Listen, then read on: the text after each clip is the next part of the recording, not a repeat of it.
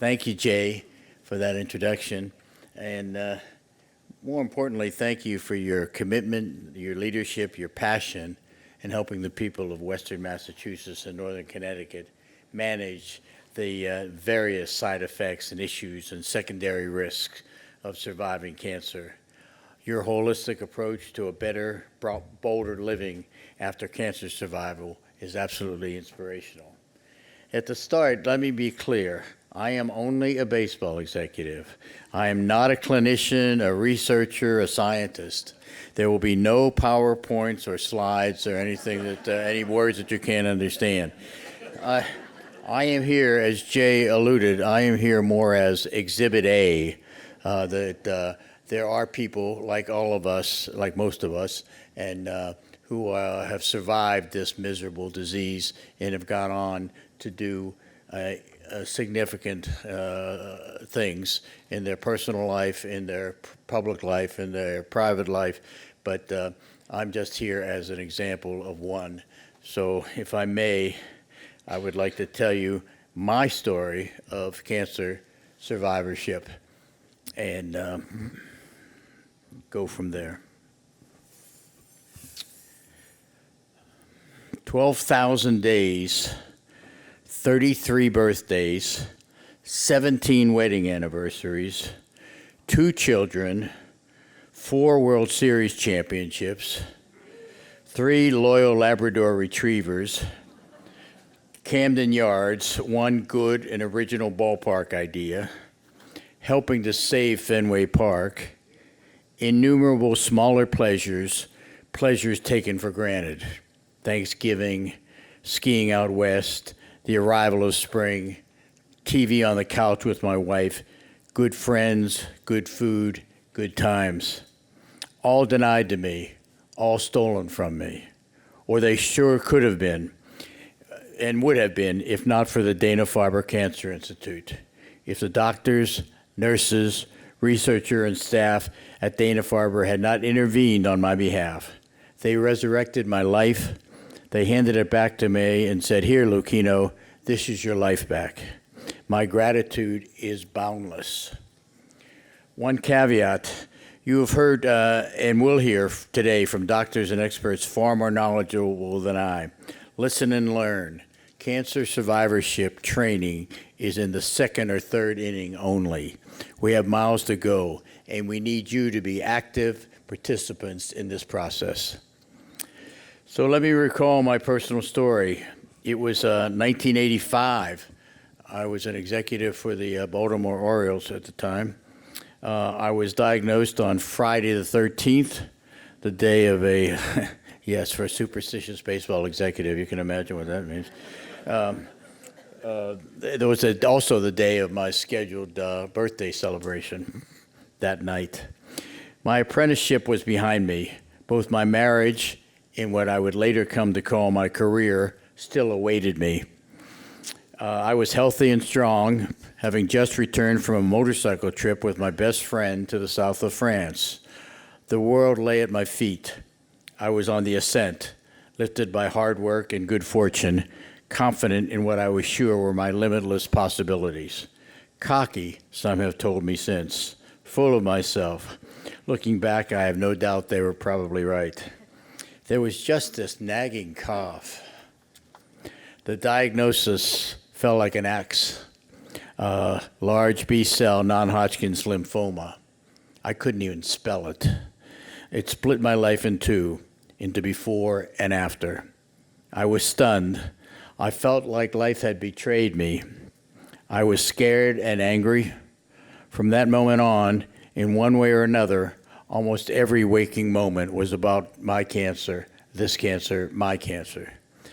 That B-cell lymphoma was the commonest form of cancer for people my age, that an effective treatment was developing, that 60% were cured, did little to soothe my anxiety or deflect what I took to be a slap in the face, a personal insult.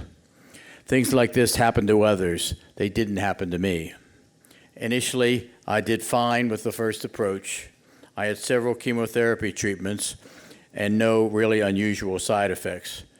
But 2/3 of the way through, I relapsed which as a prognostic indicator was the absolute worst. Out of kindness, I assume it was out of kindness, my doctor told me my chance of survival was now 1 in 3. Years later, I learned that they were closer to 0. The patients in my situation typically had just months to live. What were the options? None. I was out of options. My Dana-Farber doctor, caring and attentive in the extreme, had exhausted his expertise. He directed me to another Dana-Farber doc, Dr. Lee Nadler, a hard-charging, beyond smart researcher and clinician.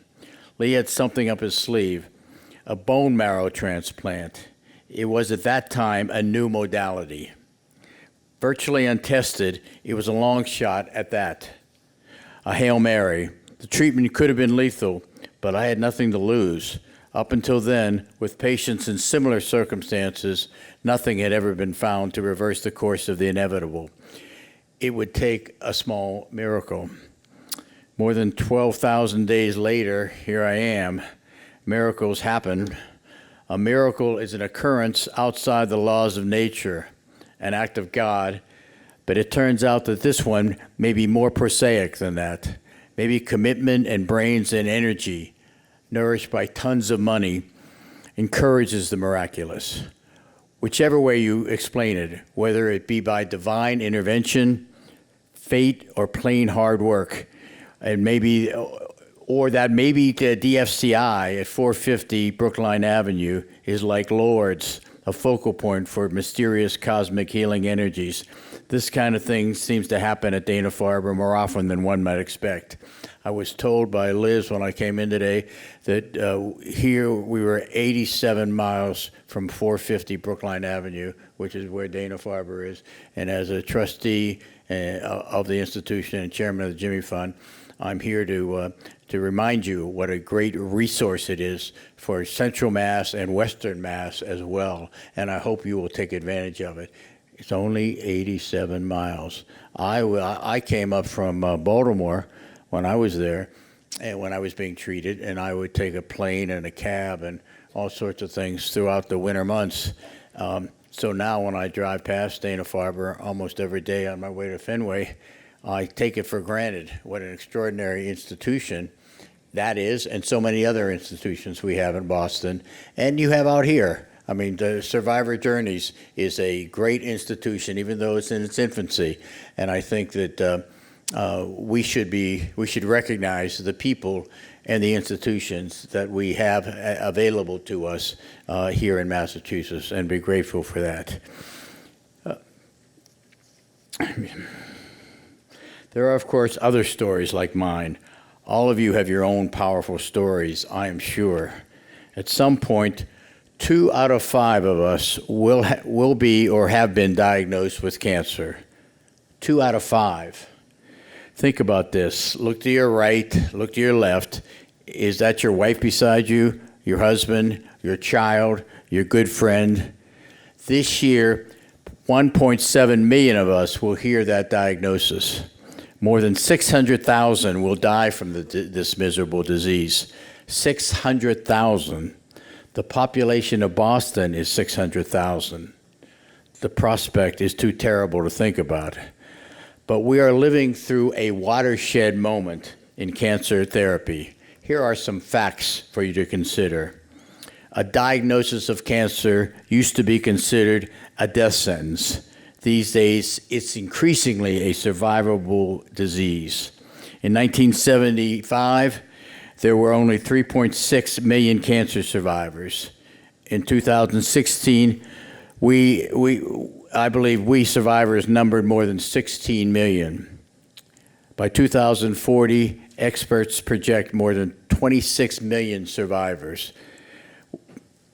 We have learned more about cancer in the last decade than in the prior 100 years. Until recently, we had no answer for stage 4 melanoma. It was incurable. Now we have a treatment to put it into durable remission.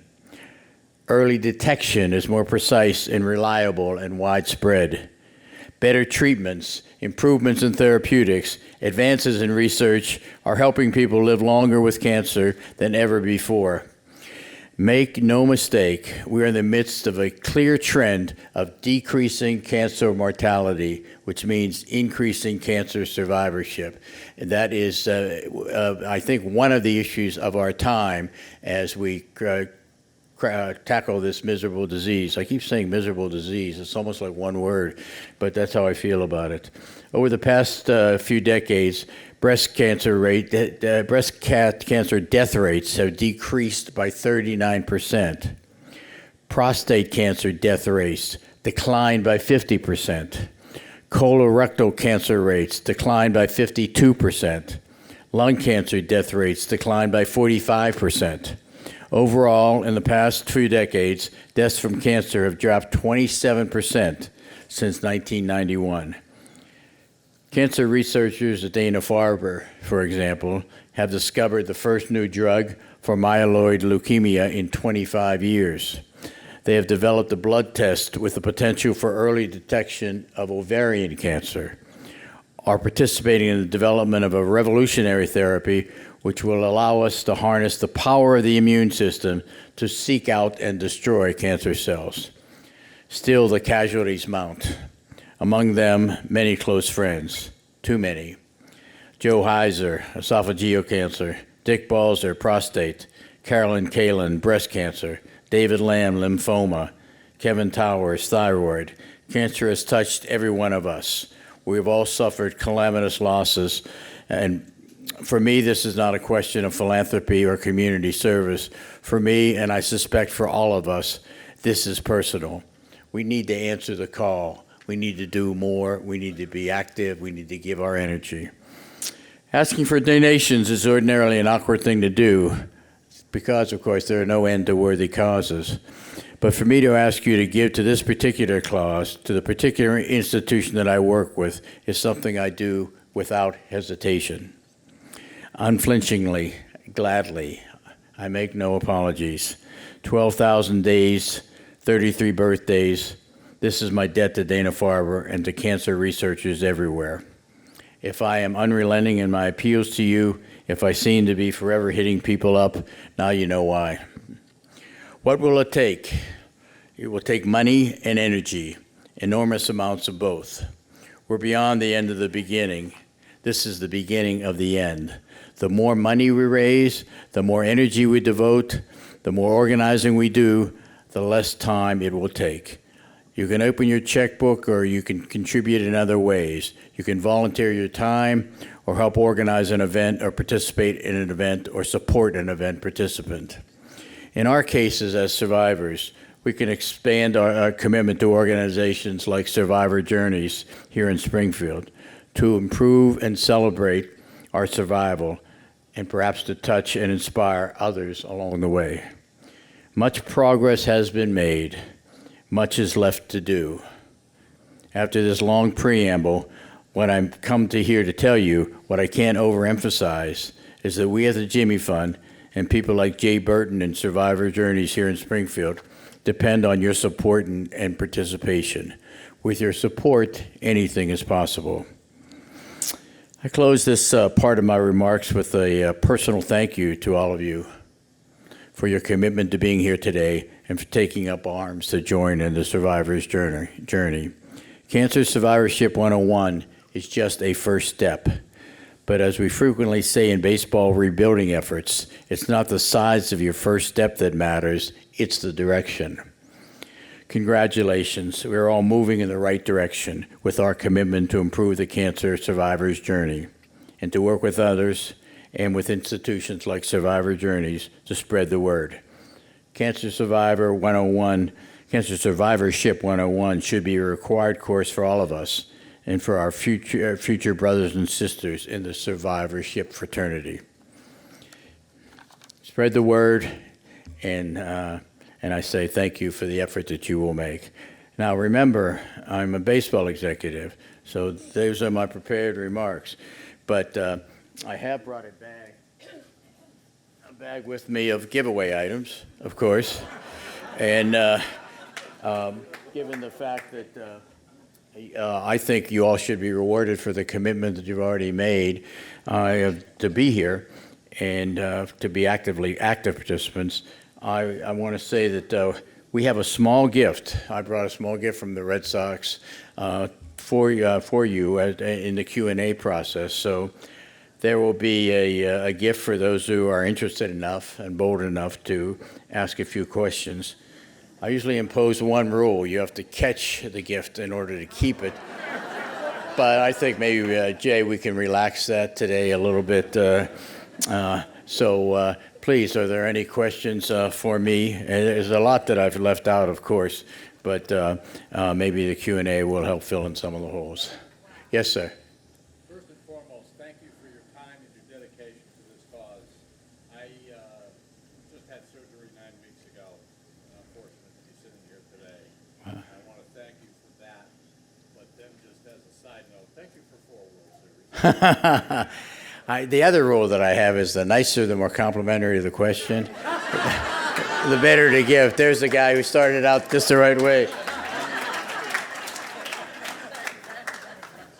That's okay. No, you got to. You got to catch this.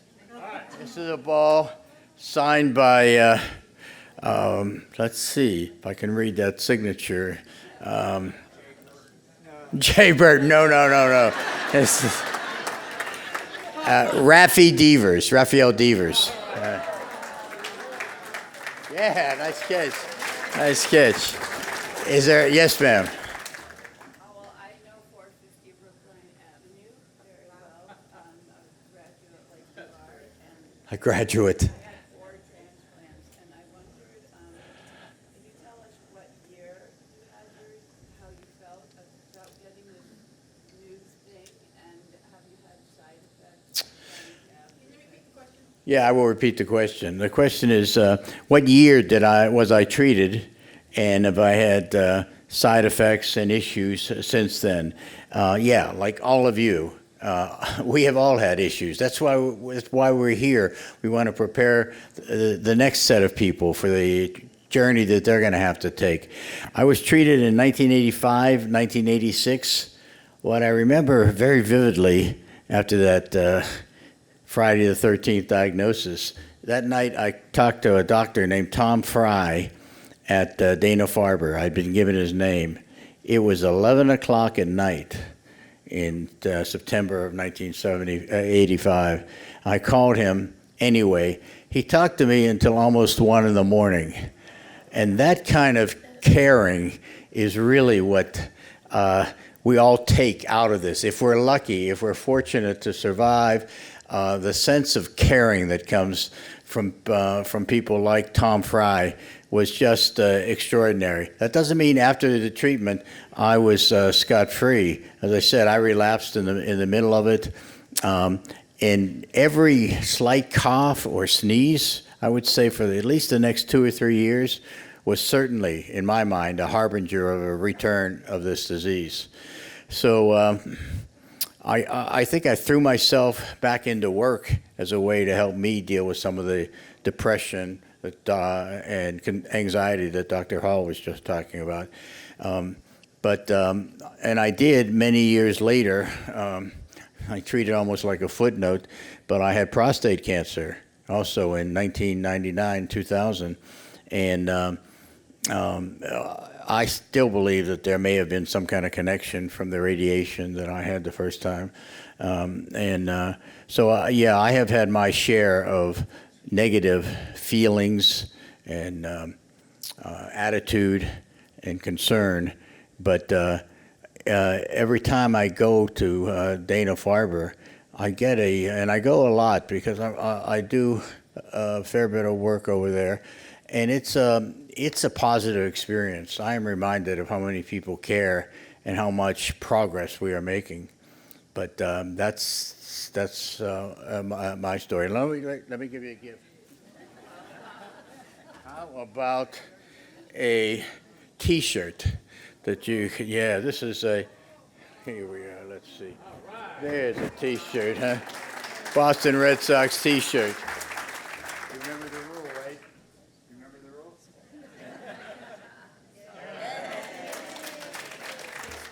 Nice going. And I wasn't doing well in 2003 when they lost, and then my treatment went up when they won. That's scientific. I remember when I was in Baltimore, I used to say to people that I work in the toy department of life, and a psychologist at Johns Hopkins stopped me once and said, please stop saying that, because the winning and losing of this baseball team does a lot for the well-being of the community, for the well-being of individuals. It changes moods. It has. Stop saying you're in the toy department of life. What you're doing is more, in his mind, more important than that, and you're a perfect illustration. Maybe we should go over here. Yes. Hi, I'm a cancer survivor, and I've spent a good deal of time trying to develop programs in this area called No Toxins, Please. And my question to you and to the group is it important to find people, researchers, who might educate us as to whether or not it's important to find out what toxins to avoid and which ones it's okay to keep eating, like poisons on fruits and vegetables and that sort of thing? Because you can look at the internet and it's kind of scary, and then you see that, somebody who took glyphosate for years can now get $1 million from the company that makes the glyphosate. And yet I asked a very wonderful researcher from the Boston area recently, I said, how come you all don't come to us and teach us about this sort of thing? I'm a retired psychiatric nurse. This is not my specialty. I just want some education and some answers.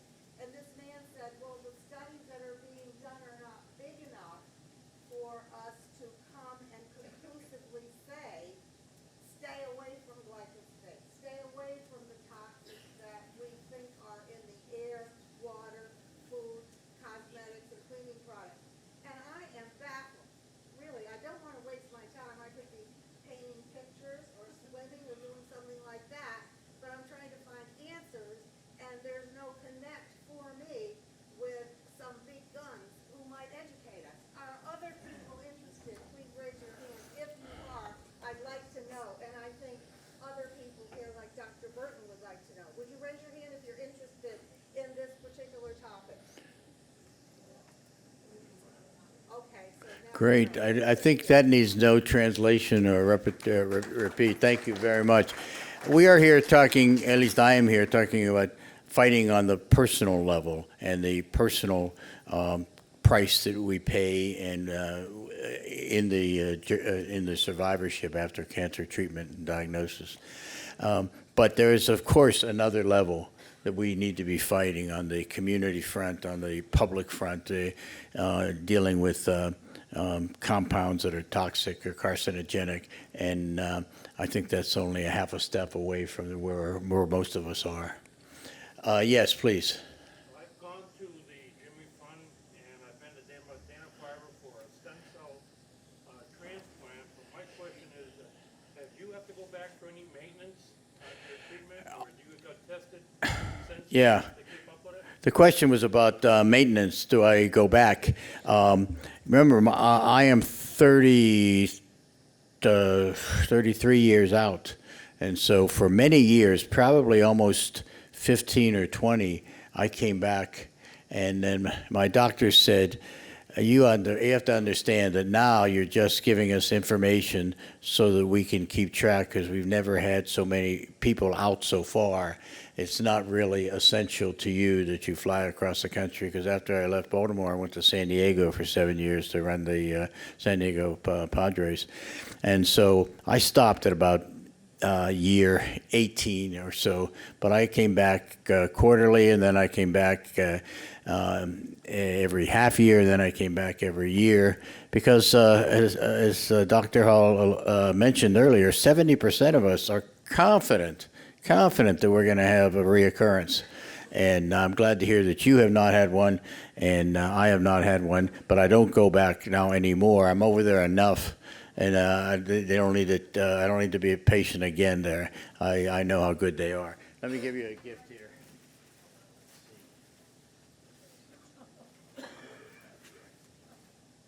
A J.D. Martinez bobblehead doll. Yeah, J.D. Martinez, what you've always wanted. There you are. Yes, indeed. Yes, in the back, the woman, please. Yes. My question for you is what do you attribute, after you finished your treatment, what do you attribute your success to? How you were able to get on with your life? Huh. When you had your reoccurrence, how are you able to take that negative, once you get the first diagnosis? I can imagine when you hear about a reoccurrence Yeah. later, it must feel like Yeah. you can power through. But what do you attribute your success to?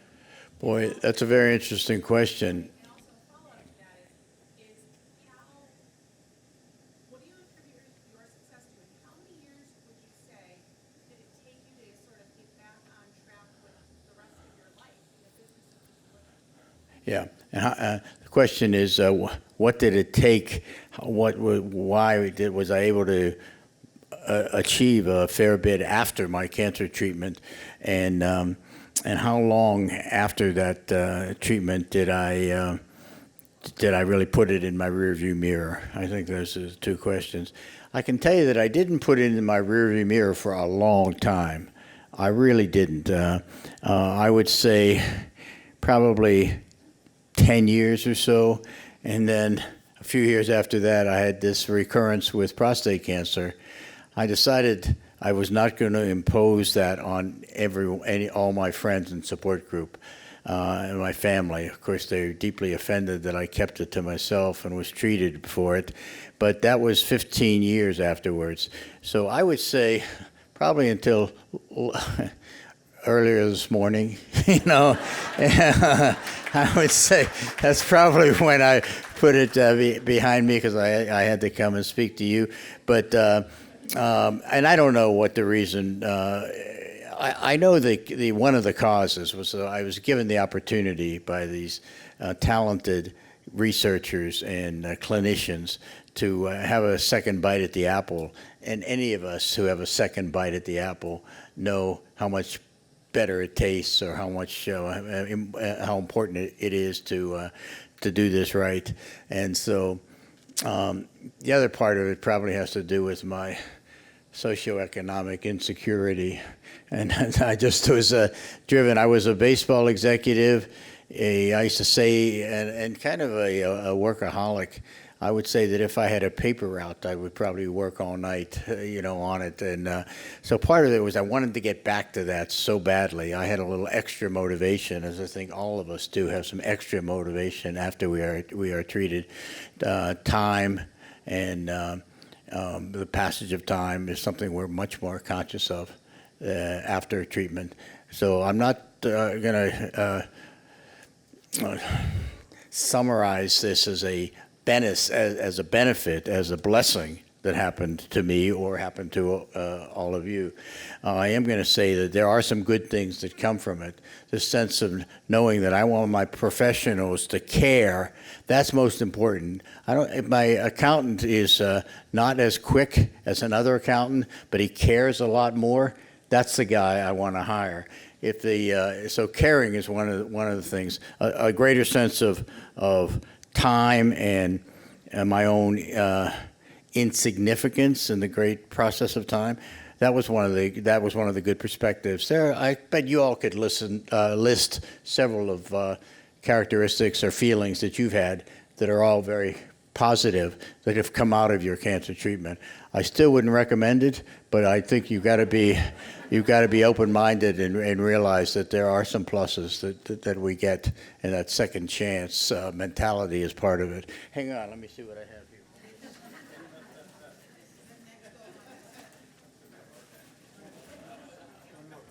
Thank you. There was this is a, you want me to throw it to you? Where is she? You ready? Yeah, look at that. Bring it on.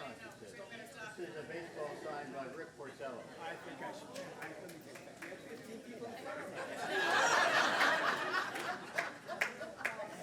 Stay there.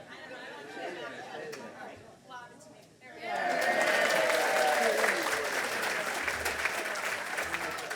All right, the boss says one more question.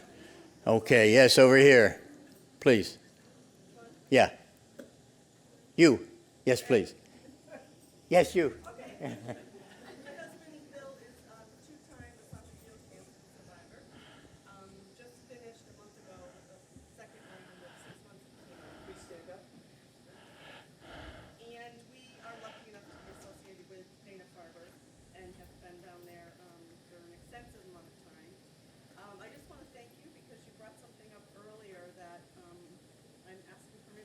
your name on a post. From this, our daughter and daughter-in-law have ran in the Falmouth Road Race Oh, great. here. Yeah. Run for Dana-Farber to run money, to raise money. And this has led to a huge family vacation now, which we'll have our third annual this year. She posted her information on Facebook for donations, and there's such little, there's likes, maybe 10 or 12 likes, whereas the first time around it was, we can't support you enough. Yeah.